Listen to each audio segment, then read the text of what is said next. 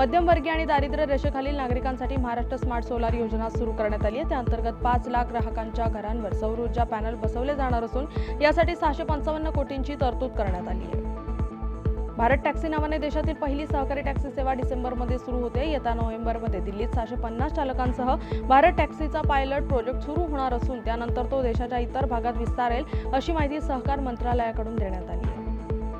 सांगली जिल्ह्यातील इस्लामपूर शहराच्या नामांतराचा ऐतिहासिक निर्णय केंद्र सरकारकडून मंजूर झाला असून सर्वेक्षण विभागाकडून यासंबंधीचे अधिकृत पत्र राज्य सरकारला प्राप्त झालंय। या निर्णयाने स्थानिकांची प्रलंबित मागणी पूर्ण झाली आहे। झोन आणि रेल्वे बोर्डाच्या देखरेखीमुळे दिवाळी आणि छठ दरम्यान धावणाऱ्या 12,000हून अधिक विशेष रेल्वे गाड्यांचा विलंब 3 तासांपेक्षा कमी झालाय। गाड्या वेळेवर पोहोचत असल्यामुळे गेल्या वर्षीच्या तुलनेत 50 लाखांहून अधिक लोकांनी या गाड्यांमधून प्रवास केल्याचं रेल्वे प्रशासनाकडून सांगण्यात आलंय।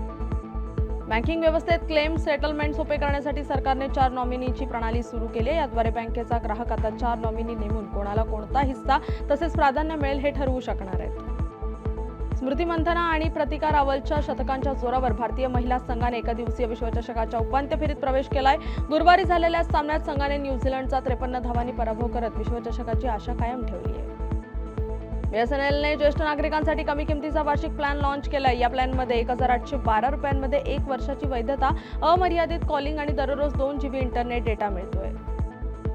ॲडलेडमध्ये 73 धावा करून रोहित शर्मा एकदिवसीय सामन्यांमध्ये तेंडुलकर आणि कोहलीनंतर सर्वाधिक धावा करणारा भारताचा तिसरा फलंदाज ठरलाय।